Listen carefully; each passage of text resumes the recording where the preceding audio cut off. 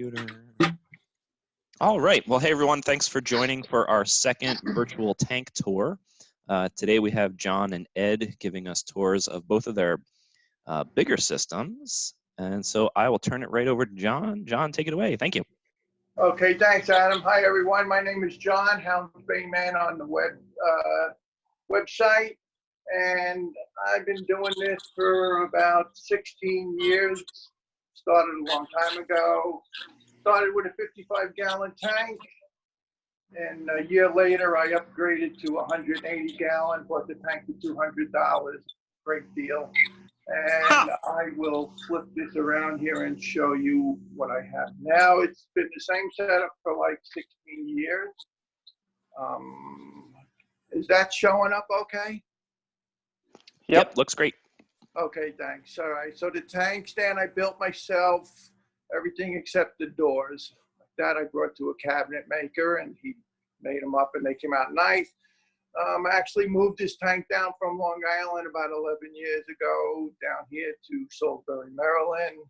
That was a trip and a half, but it worked out pretty good. I actually only lost one fish in a whole move. So I'll go over my equipment first, and I'll open the top doors here. And I just used the cheap Chinese LEDs, as you can see right here. And I have 3 of them, and I also use VHOs just for sunrise and sunset settings, you know. And down on the bottom of the tank, I have this big protein skimmer. And keep in mind, everybody, that this tank has been set up for 15 years, so if it doesn't look all that brand new, it's because it's not. And I just have a 40-gallon sump down here, 2 overflows flowing into one bag. I don't really change it that much. It's okay, I guess, you know. And then this is a nice little piece of equipment here. I don't know if you guys can see this little overflow thing. When all the stuff falls out of the protein skimmer, this little white tube on the top has a ping pong ball in it, and it stops the air, and it just stops it from overflowing. It works pretty good, actually. I kind of like that. And then over here on the other side, it's just a calcium reactor I've had since I set the tank up. You know, the overflows drain down over here. I know you can see everything in here. Pretty simple setup. I like to keep everything nice and simple. It's easier. And then on this side of the cabinet, I have the CO2 tank and the pH monitor, which works really well. I like the pH monitor. And then, of course, the Apex Fusion. That thing is a great piece of equipment. It really is. I don't use it. I haven't even started using all the things that it does, but I really like it a lot. And the pH monitor for the calcium reactor is really cool because it drips into this little thing I have hanging on the corner here, and the pH probe is in there, and it will shut off the CO2 tank when the pH reaches 6.5. Which is awesome because that's when the reactor starts breaking down all the aggronite in there. So you don't waste CO2, and it doesn't go the pH doesn't go too high. It works pretty good, and then you know your calcium level stays pretty good too. And then on this side of the setup, I have. Can you see that? I can't. Can I tap on this and get it? Anyway, can you see the refugium in there? Yep. Okay, just my refugium. It's just it pumps up from the return pump, and then it's gravity fed through this pipe right back into the tank over here. And I like that because all the little buggers from the refugium that get sucked up into the tube end up going through no machinery and they stay alive. And this is my auto top off. It's just my RO water. I know it's dark in here. I had to pull the shades, so there wasn't that much reflection. But I don't know if you can see it in here. But it's just an auto. It's a 20-gallon tank, and it has auto top off. Comes from the RO, and it has a float in it that shuts off the RO unit when it reaches the top. And then it just pumps out through this little reactor here that I have nothing in. And it goes down into the sump, which also has a float switch in it. This float switch, believe it or not, has been in that tank for 16 years. It has two little floats in it. One's like a backup for the bottom one. And all I ever did, I think in 16 years, was twice take it out and cleaned it out, and that was it. I mean, it's amazing. I'm surprised it never gave me any problems, but it works really good. Is it a mechanical float, John, or is it one of those magnetic ones? No, it's yeah, I guess it's I don't. You got me. it has like a ring around the outside of it that moves up and down? It's just a PVC float. Yes, it does have a ring around it. Yes, you're correct. Is that magnetic then? Yeah. I was going to say that, but I wasn't sure. Yeah. And then I have, real quick, I'll show you. I have my RO unit in a little cabinet in the laundry room, which worked out really pretty cool. We use well water down here, so my RO unit's in here, and then it comes out over the door and goes through a bathroom and goes into my tank. And then out here is in the garage. This is how I do my water changes. Can you see that? Yep. It's two water containers, and I can do a 40-gallon water. Let me go this way. I can do a 40-gallon water change in under 10 minutes and never touch water. It's pretty, I kept emptying the salt water. Is it showing up okay?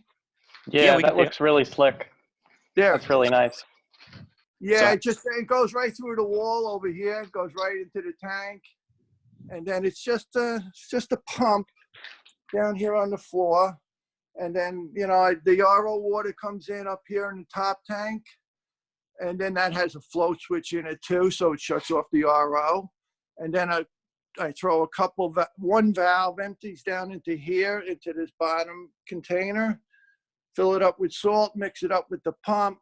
And then it's just a matter of throwing a couple of switches, and I have them marked. I can put, I drain the 40 gallons out of the tank into the top tank, which is empty now after I dumped the fresh water down into the other tank, and then just throw a couple more valves and return the new salt water back into the tank. The truth of the matter is I had to do something because I kept emptying the used salt water outside into the garden, and I was killing the bushes. And the girlfriend says to me one day, how come those bushes are dying outside? And I said, I have no idea. So I had to come up with something. Does the float valve in the top barrel, is that how you get, that you're getting 40 gallons each time? So you fill it to 40? Yeah, and then that's the valve. And what I did was I made a little side tube out of tubing. And can you see that? Yep. Right there? Yeah, it just goes up, and I have it marked up here, 40 gallons. So when it shuts off, it's exactly at 40 gallons. And I measured it with buckets to make sure it was 40 gallons, So it worked out pretty good. So 40 gallons with my overall volume of the sump and refugium, my total volume is like 220 gallons roughly. So I do 40 gallons, almost 20%. And now I'll go back inside because it's cold in the garage. While you're walking, how often do you do a water change? I do it once a month. Once a month. Not religiously, but I try to do it once a month. Lately, and the tank isn't the best it's been. I've had better days. I slacked off a lot in the last couple of months, checking all the parameters. So I just got back into it. And now this is under my normal lighting right here. I'll shut off the, I think the tank will show up better if I just do it in the blue light. So let me just get to the controller. I'm just going to do the controller real quick here. Whoops. That was the wrong button. There it is. Just give me a second. Bear with me here.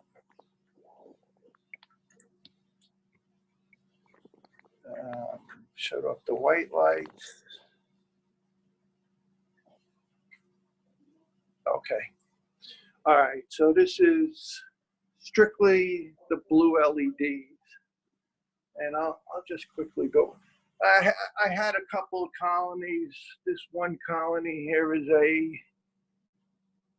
hey Adam, can I get my picture full blown on my phone? I'm not sure. It looks full screen to us. Oh wait, what if I zoom? Oh, it does, but I can't really see it because it's in that little. All right, it's, you know what? I don't know what that is. But this colony right here, I had a problem with. You can see some of the tips are burnt and stuff. This is a jack-o'-lantern. And this sailfin tang is nothing but a camera hog. I think I'm not seeing something right here, but all I see is pictures of the wood on my phone. But I hope it's showing up okay. Yeah, everybody else's.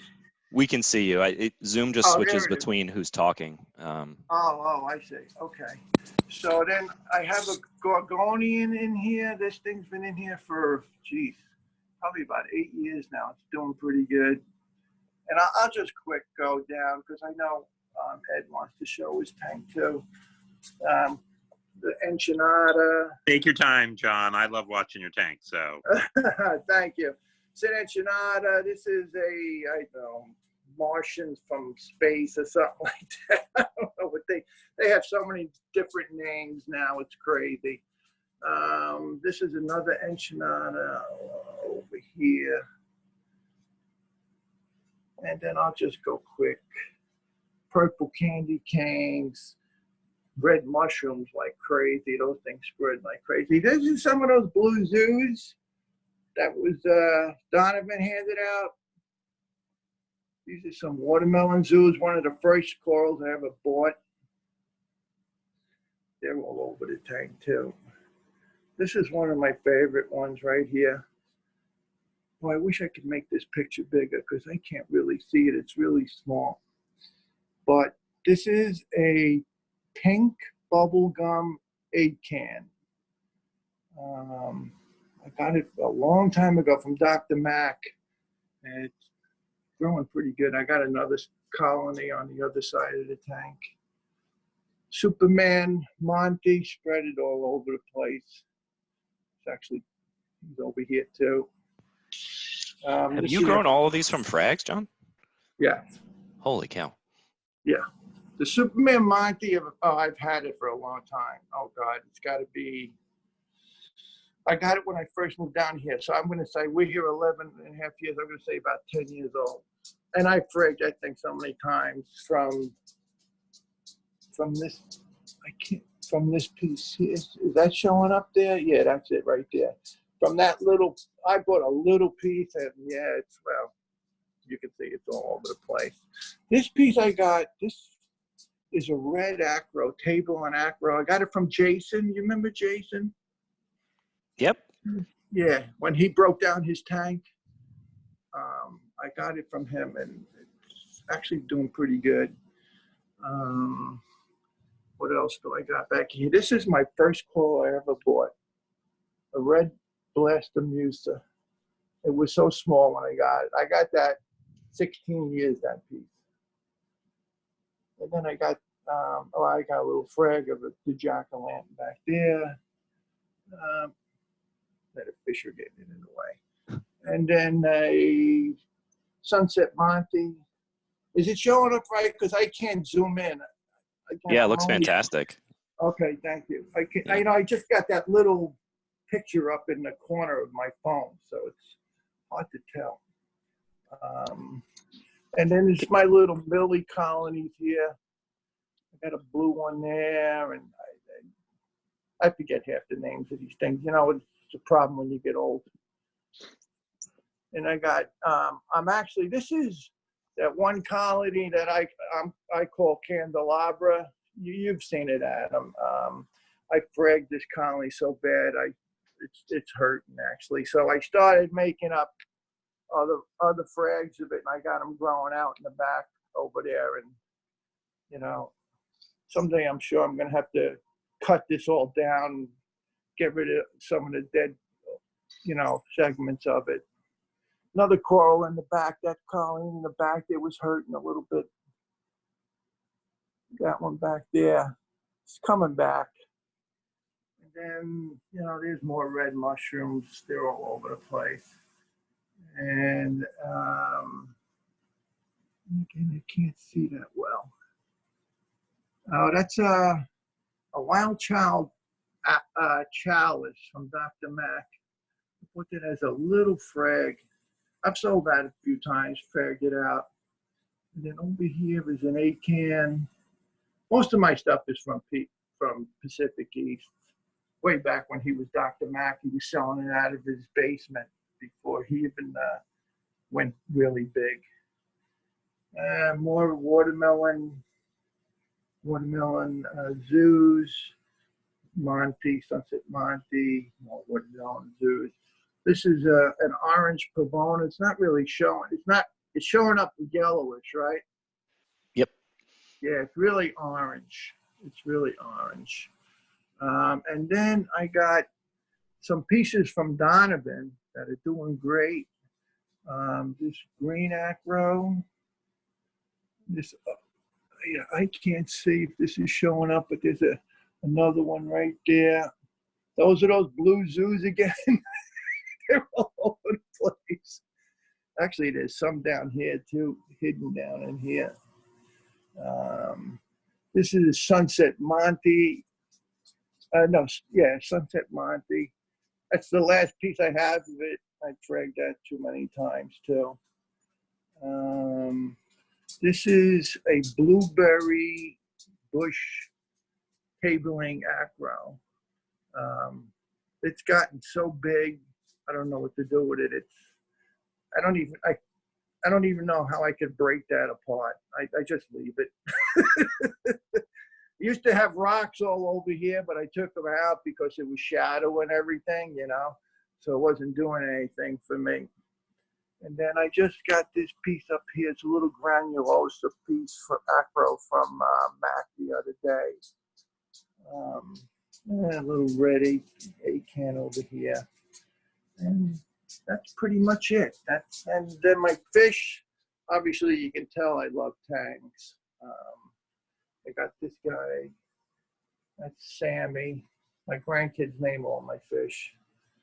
Yellow tang I got from Mike Hot Tuna. He was giving it away. And then the Scopus tang I got from Ellen. She was giving that away. I don't know if he's showing up. He's really dark. We can see his shadow.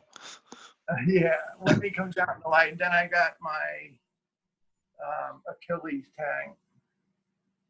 And they say that's the last fish you will ever put in your tank. And they're right. Because anything I ever put in the tank, he just attacks and beats it up.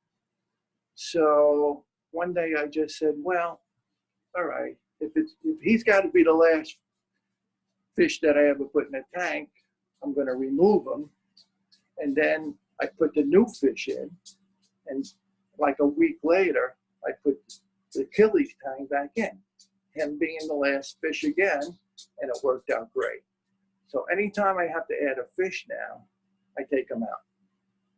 I put him in refugium for like 2 weeks, and then I put him back in, and he's fine. It's weird. I don't know how to explain that, but it worked. And basically, that's it. That's my whole setup right there. Is that showing up okay? I think it is. Yeah, it's beautiful. Oh, thank you very much. Yeah, it's you know, I mean, it's like anything else. You know, it has its high points and low points. You know, summertime, I hardly look at my tank. You know, I mean, I shouldn't say that. I look at it. I just don't bother with it because I'm always out fishing and doing something else. Oh, that's the my cheapo pumps, just circulating pumps, turn it on. I have them like on a timer where they turn on and off at times. But other than that, that's it. Any questions or? Yeah, I was going to ask you about your lights. So I know you said you're using the inexpensive kind. Obviously, you're having a lot of success with the corals. How like I've heard that, you know, the Chinese lights don't last. Like, what's basically been your experience? Well, you know what? I think they're as cheap as something like $89 now or something like that. They're under $100. This one in the corner here, I had this one. This one's probably in the tank for 3 years now. Easily 3 years. The other two, they're Mars. I believe they were made by Mars. They got to be in the tank for 2 years. The trick is not to let salt get up on the top of them or build up on them at all, because it will stop the fan from turning. And like, I guess it corrodes them. So I try to wipe them down every so often, but that's about all I do to them. I mean, they do work. I mean, there's no question about it. Are they cheap? Yes. Do they have hardly any functions? Yes. All you can do is dimmer the whites and the blues, you know, but that's all I need. You know, I mean, yeah, you can spend more money, but I didn't see why. You know what I mean? It works for me, you know. And I used to have metal highlights, and truthfully, they were the best. But everybody knows how expensive the bulbs are. You know, every year, $65 a bulb times 3. You do the math. You know, it's not worth it. It's not worth it. And now it's back to just white, the white and blue. I have the whites turned down pretty low. They're not that blinding, but it's been working that way. So that's what I do. You know, if it ain't broke, don't fix it. That's what I say. You know, so basically that's it. Where do you keep your parameters, John? I mean, I run LEDs on my tank, and I can't grow coral like you can. My parameters are pretty basic. Whatever I leave my instructions taped up on the door when I test. You know, I use the Salifert test kits. So basically, I actually just tested my magnesium today. It was 1350. I have right now, I have the monitor I actually have the calcium reactor shut off today because my calcium level was over 500. It was actually off the chart. So I shut that off. My pH is always, well, I have the air coming in from the garage into the protein skimmer. That helps a lot to keep it steady. I'm sure people have read about that, and it does work. And I'm just going to show you my pH here. My pH right now is 7.98. It'll go up to 8.01, and then at night back down to 7.9. Stays pretty steady. My phosphates they're low. I forget the exact number. They're low. I test them every so often, maybe once a month. And the nitrates, always have a problem with nitrates. Who doesn't? But I don't worry about the nitrates. I'm going to be honest with you. Yeah, I just cleaned out my refugium and it was a mess. I mean, it was a mess. It had every kind of algae you can think of in it, which was good because I'd rather it in my refugium than in my tank. So, I don't know what to tell you. The only nitrate extraction I do is with the Chaeto. And it was big in there. Now it's only down to a softball size, but basically it just, I try not to put my hands in the tank a lot. I try to leave everything alone. You know what I mean? I know it's hard to do, but I don't know. I mean, I like higher nutrients. I think the acros do better with that. That's just me. Not, you know what I'm saying? I mean, don't get me wrong. My tank looks nice, but I've had plenty of failures. Oh my God. I wish I had all the money back that I spent on girls that didn't make it. I probably have another boat. But nah, you have to have a lot of patience. You gotta, I don't know, take your time, do a lot of research. The idea of with my refugium up there, I saw that online. Some person in Japan had it when he built his. I got the whole idea for my tank stand that way. It's actually 3 sections. The top section where the lights are is all one, and then it just that board going across the top just extends over there. It's not even connected. And then where the refugium section is, that comes off. That's a separate piece. And then just the stand itself on the bottom. It's 3 separate sections, Got that idea online too, And that was 16 years ago. So there's probably some really great ideas out there now. The person, I believe, who's doing the 180 build right now, his name is Adam also. Yep, he's on here. Yeah, Yep, that's me. Yeah, your tank is looking really good. The build looks great. Keep up the good work. I mean, the only one suggestion, I think I mentioned this online to you, and I wish I had done it, was on the floor of the stand, was put a plastic liner.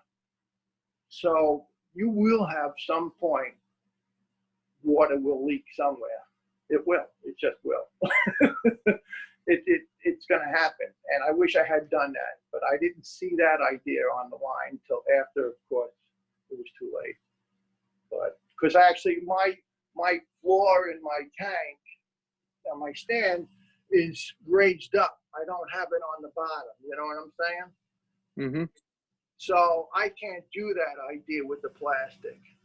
But if you put the plywood on the bottom, that gives you some height, and you could do the plastic. I would definitely do that, definitely.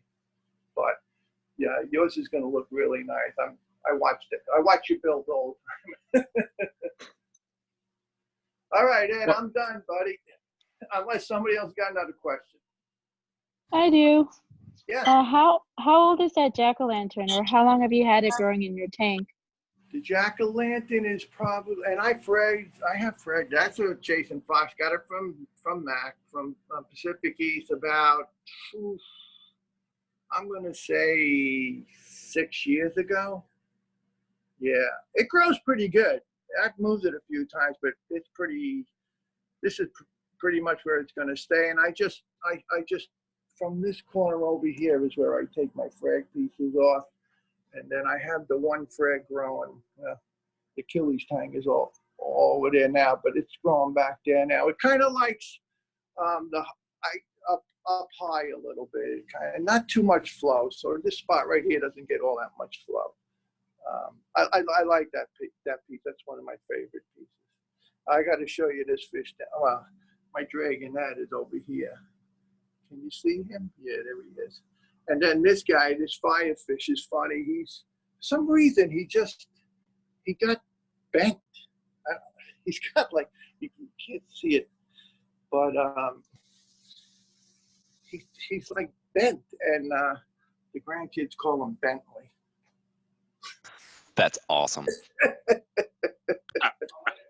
You have a Bentley in your tank. Whoa. I don't know what happened to him. I had two of them, and one didn't make it. I don't know. I haven't, but you can see how he's bent. Like, it's weird. Yeah. I don't know, but he's doing fine, so I just leave him alone. Yeah, you just need to find a chiropractor that works on fish. All right. Any other questions?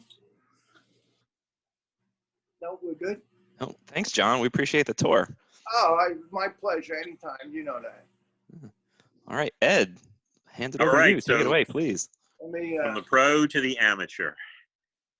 Maybe we should have done this in the other order. So there's my tank. I'm going to flip to this view because I think I get a better view of what I'm showing you. There it is. So that's my tank on the, let me see if I can pull back a little. You can see the whole stand.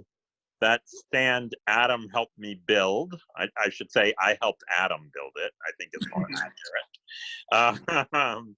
And so I got this 120 for, I want to say 50 or 75 bucks. Nice. Used, of course. Not as good a deal as your $200 180, John, but still a pretty nice deal. The light is a Photon V2 from Reef Breeders that I got from Ellen.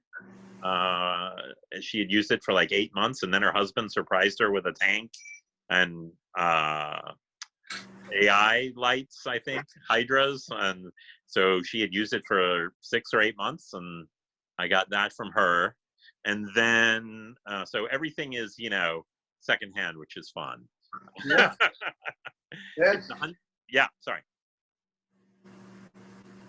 It's 120 gallons. I'll show you the, well, sorry. There's the works underneath. So let's see if I can get nice and low and you can see some of the plumbing. So the flow comes here. I used to have filter socks there on the left. I'm running an experiment and going without the filter socks to see if it helps me with my phosphates and nitrates. And then I have an old Reef octopus that is probably about 7 or 8 years old, maybe even older. I used to keep an Oceanic 110, which was a great tank. It was like 5 feet long by 2 feet deep by 18 feet tall. So a really perfect reef tank. But we used to lose power in our neighborhood all the time, and I lost 2 or 3 batches of fish.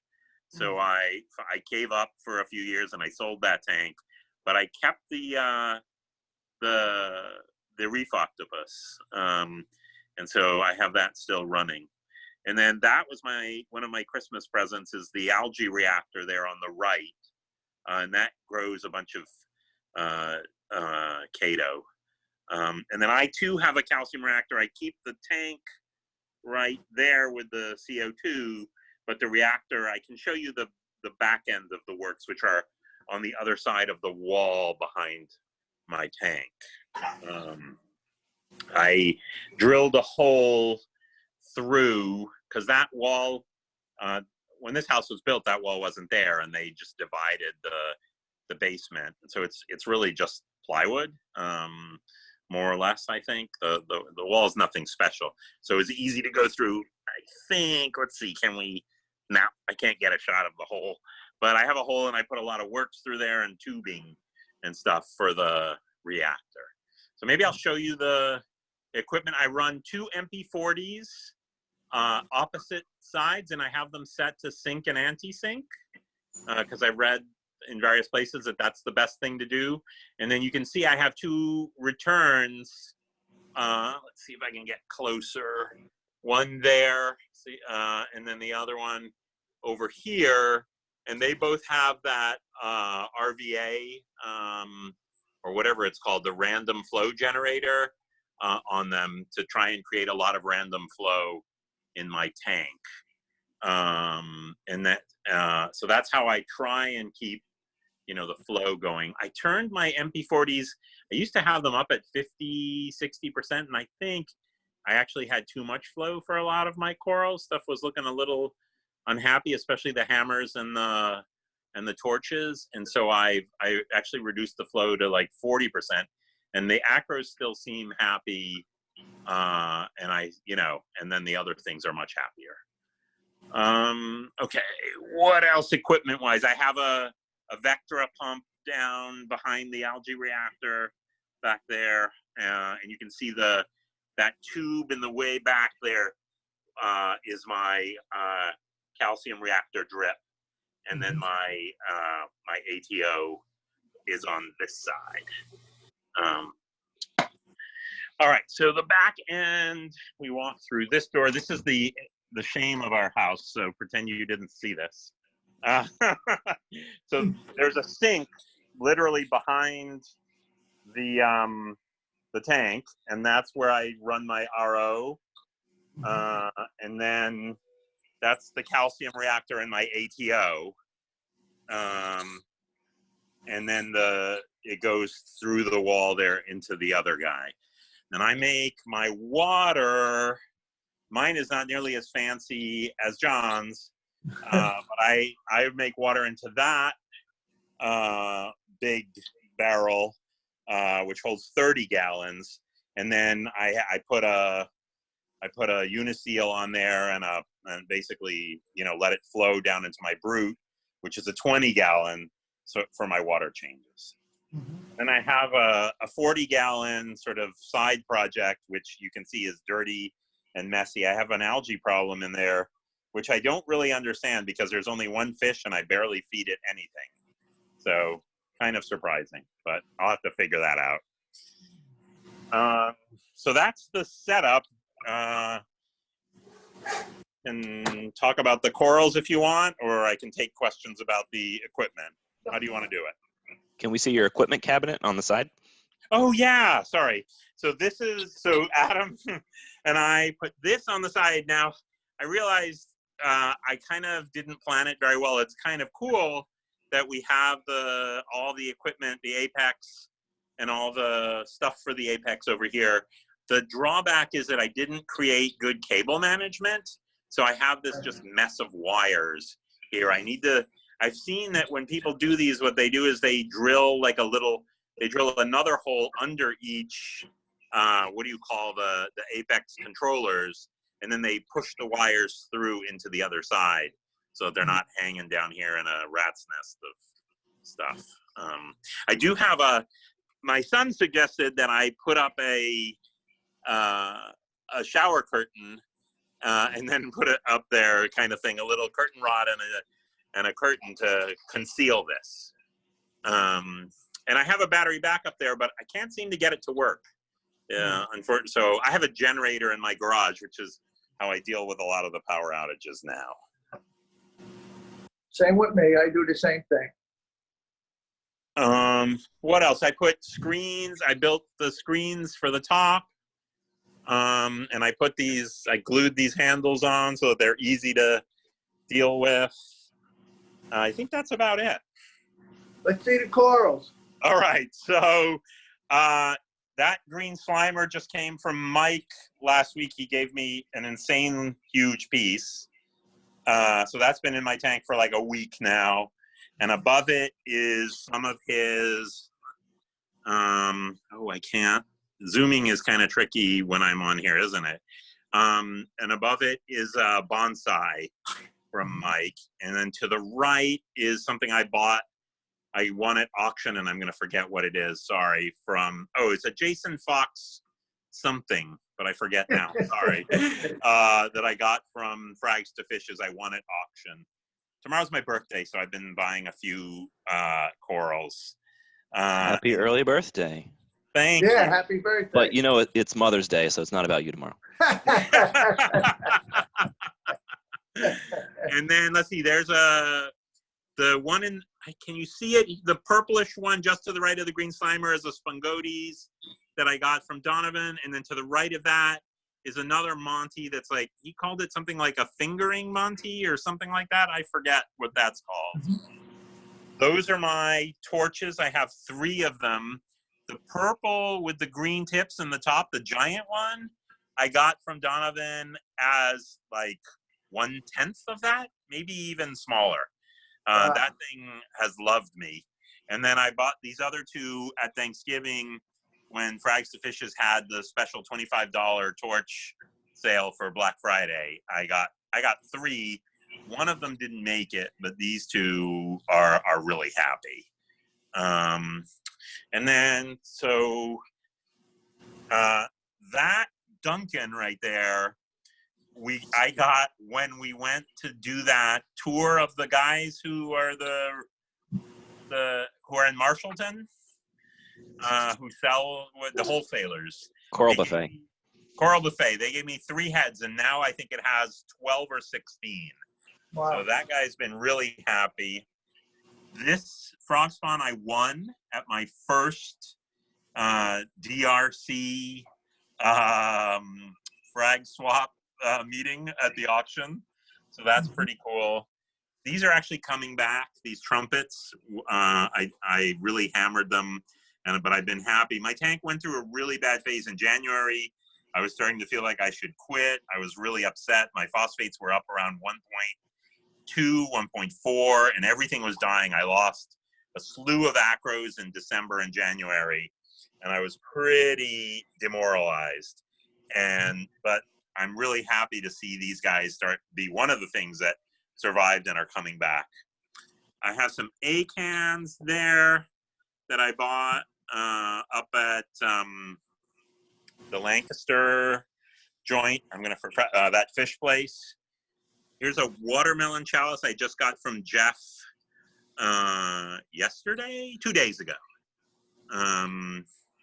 What else do I have here? Oh, my Zoa garden, which has a whole mix of things in them, including the eagle eye there, which I just got from Frags to Fishes at auction as well. That one's not so visible, but it's on that little frag plug that I just glued in there. I took the plug that had the blueberry fields, because I have plenty of those in here already, and made space for some yellow, basically. The red Monty there, you can see part of it's dead. I actually tried to kill that. I tried to put rocks on top of it. It wouldn't die. So I took the rock off and I'm letting it go wild again. That may be a bad idea. I don't know. But it's huge. And it's kind of unkillable. In the back, in the way back there in the corner, I have a Scripps stag, I think it's called. I can't figure out how to zoom in, or I'd zoom in for you. Yeah, I don't think you can. Yeah, but I've had that for my 2 tanks, and it's super happy. I need to move it from there, but I haven't done so. Partly because I don't want to deal with that guy. There's my giant carpet anemone. He's over a foot in diameter, that beast. Wow. Those are some hammers. I got those for free. I forget where. Then a Favia there on that rock, the sort of lime green. Some more hammers. These were the hammers that were really unhappy when my phosphates spiked. The problem is what I did, and let this be a lesson to others, is my phosphates went up and I started using GFO to bring them down. And then I was seesawing. Phosphates up, GFO down too fast, and everything got really unhappy. And actually, my experience has been that acros don't like GFO. I could be wrong, but so I stopped with the GFO. I got much more patient and just waited it out and cut my feeding in half, cut my referoids by like a third, and things are much happier. That's another thing I won in a raffle at the Reef Club, that from Jeremy Schenk, that Zoa rock. And actually the green Zoas, I realized on the bottom, are not on the rock anymore. So there are probably 100 zoanthid heads there. They're just on the sand bed. Super easy frag. Yeah, I know. I need to do that. You can see my Poecilopora. The only thing I can call it is an infestation. All that bright green is Poecilopora that I don't want in my tank, and I can't get rid of. I've had that Favia. quite a while. It's almost too bright in my lights for the camera to catch it, but it's green and lime green. It seems to have, I don't know what's going on with it. It might be unhappy, but maybe it's getting too much light. I've got to figure that one out. Yeah. There's a mummy eye chalice I got from Donovan. You can see that this side is kind of unhappy. It had been, let me come over here. Sorry to give you whiplash, but that's a Kelly green Aura Samacora right there, the really bright green. You get a good shot of it here. It's so bright that the camera can't really catch it. So you see a lot of white and a lot of reflection. It's glorious. So I had the chalice just under it, and I think it was getting too much light. These Reef Breeder LEDs are really powerful, and I moved it, and so it was starting to recede on the one side. So I moved it down here, and I think it's happier, but it seems like it's still receding a little. I think it's a good sign that the other side is very green. It's not as yellow. So hopefully it'll recover. I don't know what else to do if anyone has ideas. There's my Coley or bristletooth tang and my firefish. Mine is not bent. That's a red lobo. And then I have this other orange and green lobo that I love, and it's always fat and juicy. Those are, I forget what those are called, but I got those from Jeff Shank as well. And you can see the Samacora has killed a couple of them, but the other ones are happy and fat and growing like crazy. Gonipora, are they? Or I forget what they're called. Something like that. Those pallies behind there are were some of the first corals I got from Christian way back when, along with that red hammer you can see behind it, which I got 2 heads from Christian, and now it's 5 heads. And then up here is kind of I have another Samacora, the orange, the pumpkin there. That's my WD in the foreground, which was on the verge of death and has come back. It's looking really happy, believe it or not. It's hard to tell here. There's a rainbow bubble tip I got from Mike as well, with some more of the red Monty, which I can't decide whether I should remove it from there. I don't know if I want it or not. And then up here I have Millie on the far left. Next to it, I don't know what that is. It's like purple. And it was really happy. It stopped being happy, and it's starting to come back. But it's got some dead stuff and some live stuff on it. In the back is another bonsai that I got from Frags to Fishes. And what's interesting is Mike's bonsai, the purple is much darker than the Frags to Fishes bonsai. So I'm curious to see how that goes. And then that's a Pack East, the green and purple on the top. To the right of it is a GB New Blood. I'll call that a stub rather than a frag that I got from Jeff. And then, so here's the view from this side, and you can see that's the red hammer. And then my trachea in the back, because I wanted it in a spot with no current, and it's really happy there, as you can see. When it was up in the front of my tank, it got too much flow, and it wouldn't open up the way it is now, where it's fully open. I think that's a good sign. There you can see that bonsai from the side as well, and the Millie down there, which is starting to color up again. It also went through the ugly phase in my tank with the phosphate. So that's basically, you can see the giant anemone with the 2 clowns in it. Wow. Yeah, I thought about getting rid of it because it's killed 6 or 7 wrasses, and so I can't keep a wrasse. But my wife and my son, and my son who follows the tank, they're both like, no, you can't get rid of the nem. So the nem stays. And it is pretty awesome. Watching the clowns sleep in the nem is crazy because they just lie down in it. They look like they're dead in it. So that's cool. Yeah. That's basically everything, I think. Hey, you brought up a good point about placement. So many things have to be moved around. Your initial spot, you put something in, you think it's the right place for it, and then next thing you know, oh no, it's not doing good there. I got to move it, and that happens a lot.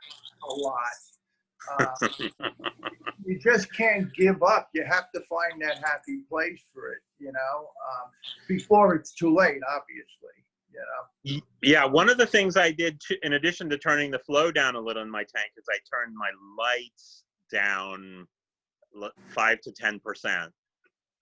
And that has made a big difference too. I think I was scorching some things. Have you ever done a par reading on it? I did when I had the 90. I haven't. I need to rent or borrow a par meter and see. I at one point when it was in the 90, I had about 450 par at the top, Right. 250 in the middle, and in the 150 range on the bottom. And I think that was too high for my nutrient situation and the kinds of corals I was keeping. Or I was stressing everything out. Good. Tank Thank looks you. really good. I mean, this is the best my tank has ever looked. So I'm kind of cheating here. I was gonna say I haven't seen your tank in person in quite a while, and those corals have really taken off in their head. Thank you. Yeah, I mean, stuff is just looking. One of my barometers is that frog spawn. That the frog spawn either, when my tank is unhappy, it sort of doesn't open up. And right now, that frog spawn is just super happy. It's fully extended, and it's such a cool coral. That's really interesting. I have a hammer coral, and it's always been hammer corals for me that are usually the canary in the coal mine in my tanks. When something's wrong, it's always the hammer that shows it first. Do you have one like that in your tank, John, that you watch for? I find the LPS stuff and the softer corals to be more hardier, obviously, So I'm going to be honest with you. I look at my acros. If my acros start looking not the way I think they should look, that's when I actually start testing my water. I shouldn't have said that.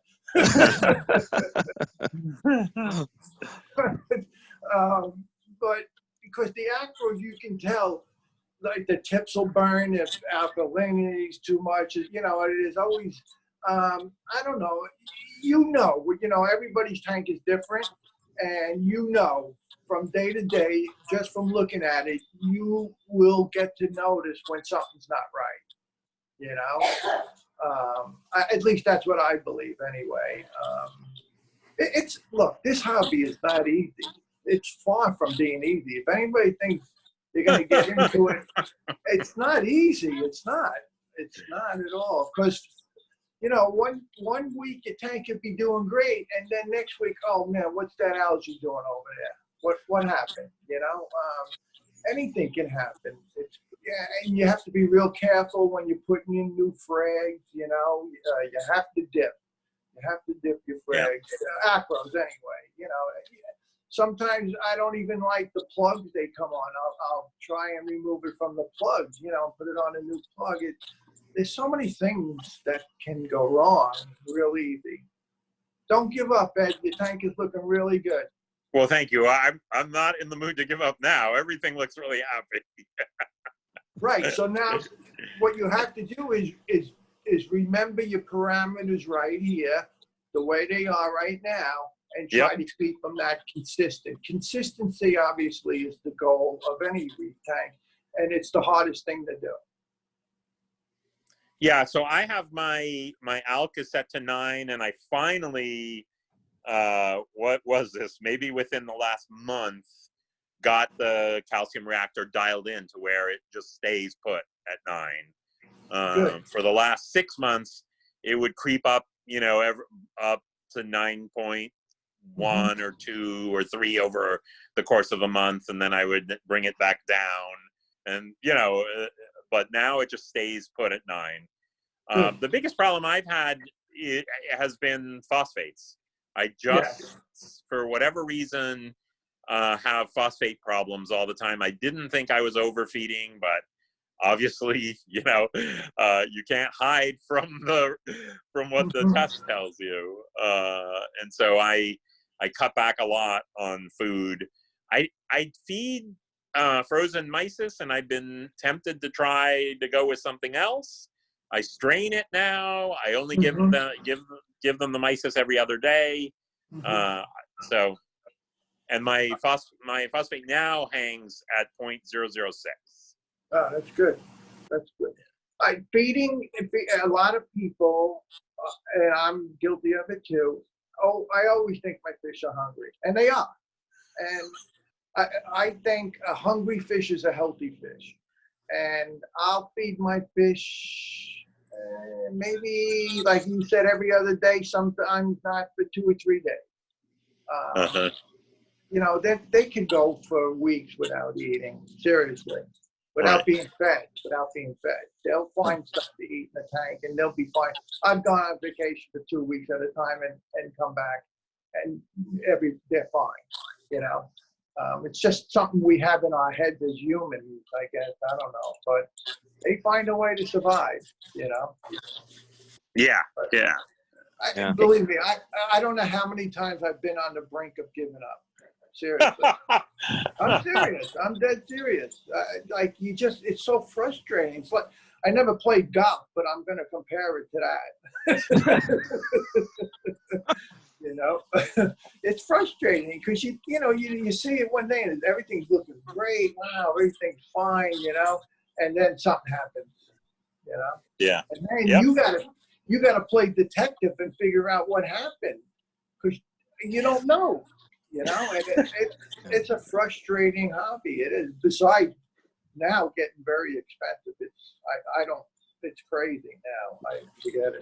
Well, then on top of it too, when you figure out if something's wrong and you figure out what it is, the worst thing you can do is attempt to immediately remedy it, right? Exactly. If a parameter's off, you've got to slowly get it back to where it's supposed to be, right? My favorite, I don't know who came up with it. My favorite quote about this hobby is, "Nothing good happens fast." Yes. 100% right. Yeah. Yeah. Slow. If you ain't got patience, wrong hobby. Yeah.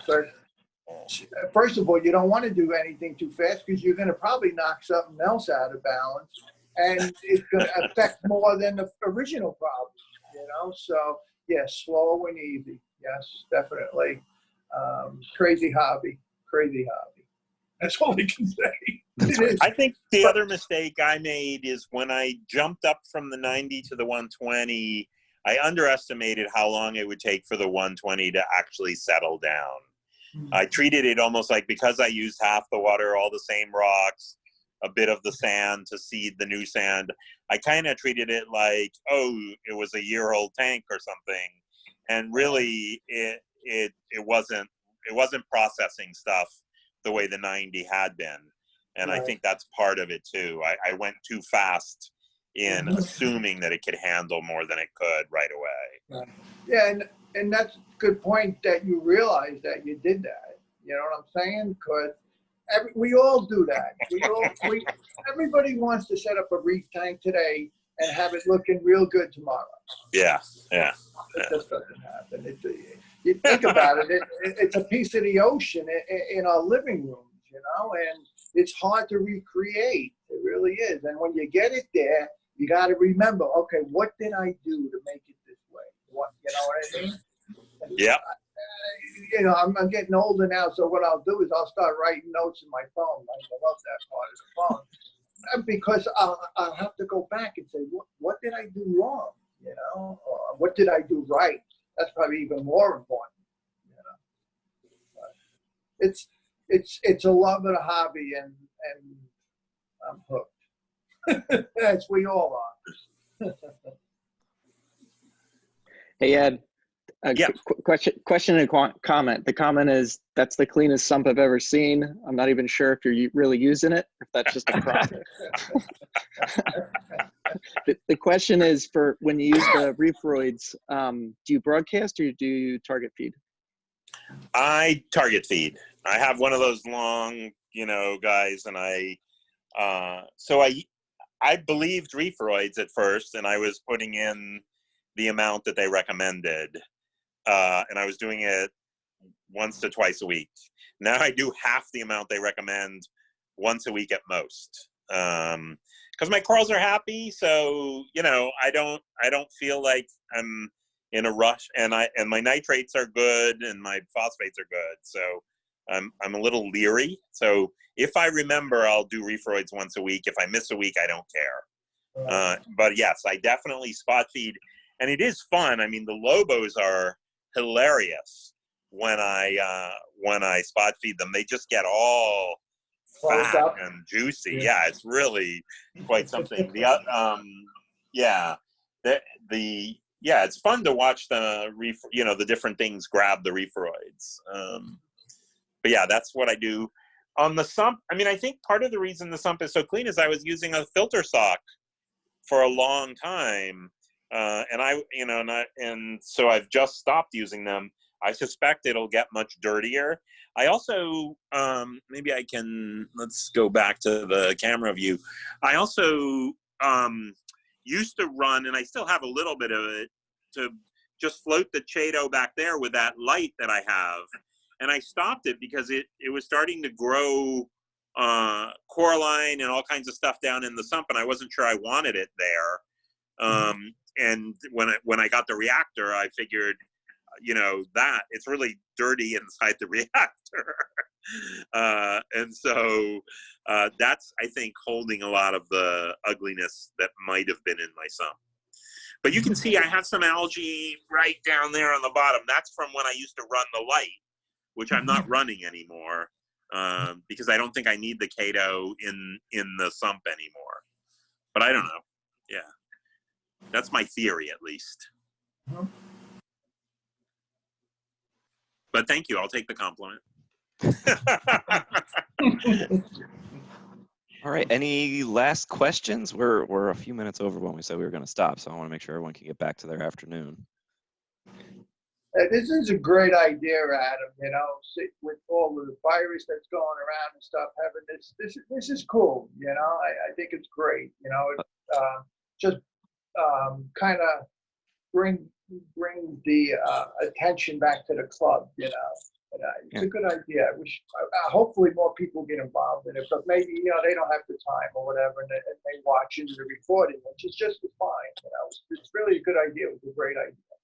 Well, thank you. I can take no credit for it. It was the other Adam's idea. That's right. Yeah, but you did all the work. I just made the suggestion. Well, all right. It takes a village. It takes a village. Yeah. We'll plan to do another one of these maybe in 4 weeks or 6 weeks. I'll put out a call for more people to do it. Maybe I can get my tank in shape between now and then, and I'll show my my setup. Okay, we're gonna hold you to that. Yeah, I mean, I'm more. I find I'm more interested in the DIY aspects of it than I am in keeping the things in my tank alive. So that's we'll see. But you're funny, because I used to do that. Anytime we used to go like to stores and stuff, and I would do the same thing. Look at how they had their setup, what kind of lights they used and stuff. And then I realized, why am I doing that? I already have a tank. Right. It's so crazy. All right. Well, everyone have a great rest of your weekend. Yeah. Ed, happy birthday. Happy Mother's Day to any Happy Mother's Day. Yeah, out there. Be well, be safe, wash your hands. Yeah. Okay. Thanks, Adam. In salt water. In salt water. That's right. Bye. Bye. Bye. So, See ya.